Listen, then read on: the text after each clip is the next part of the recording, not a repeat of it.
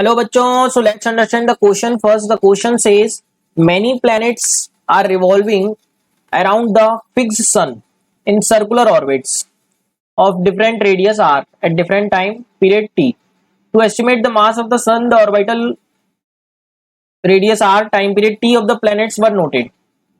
In the graph were drawn between log t versus log r to the base 10. Okay. The curve was found to be appropriately straight line having y-intercept 6. The gravitational interaction among the planets g की value दे रखी है और pi square दे रखा है. Slope of the line, इस line की स्लोप पता करना है बच्चों.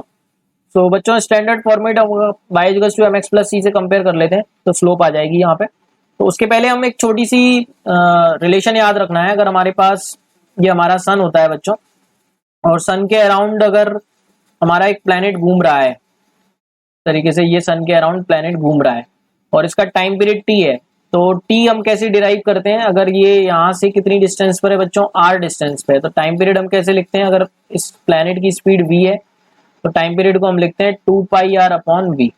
और ऑर्बिटल स्पीड कितना होता है बच्चों हमारा?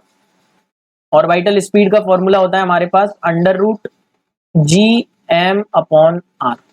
ये ग्रेविटेशनल फोर्स और सेंट्रीपिटल फोर्स को इक्वेट करके आता है.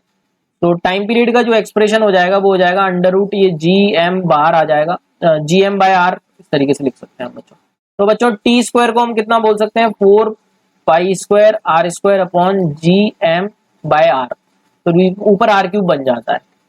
तो देख सकते हैं बच्चों ये रिलेशन होता है हमारे पास जो कि हम यूज करने जा रहे हैं यहाँ पे. अब लॉग में बनाना है हमको तो दोनों साइड लॉग ले लेते हैं.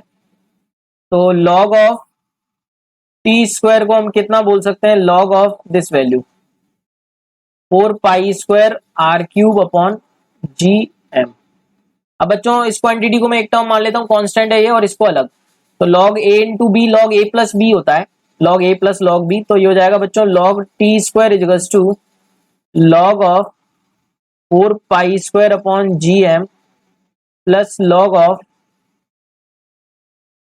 Are cube. ये बन गया बच्चों हमारे पास. तो बच्चों इसको हम कैसे लिख सकते हैं? लॉग की प्रॉपर्टीज यूज कर लेते हैं हम.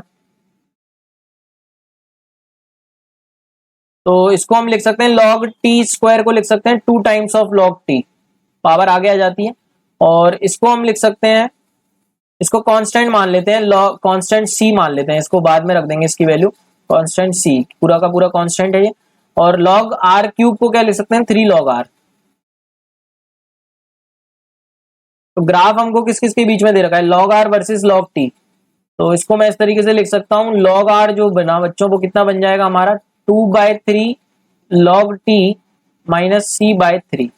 ये हमारे पास बना. तो बच्चों हम अगर इसको y equals to mx plus C से कंपेयर करें, mx plus C dash, where C dash is the intercept, तो सी डैश की वैल्यू हम देख सकते हैं माइनस सी बाय 3 है माइनस में. और स्लोप कितना आ जाएगा हमारा? 2/3. तो पहला तो उसने यही पूछा था कि what is the slope of the graph. तो स्लोप कितनी हो जाएगी बच्चों हमारी? 2/3. तो ऑप्शन सी यहाँ पर बिल्कुल सही हो जाएगा. स्लोप विल बी 2/3 बच्चों. So I hope you got the answer. Thank you so much and all the very best.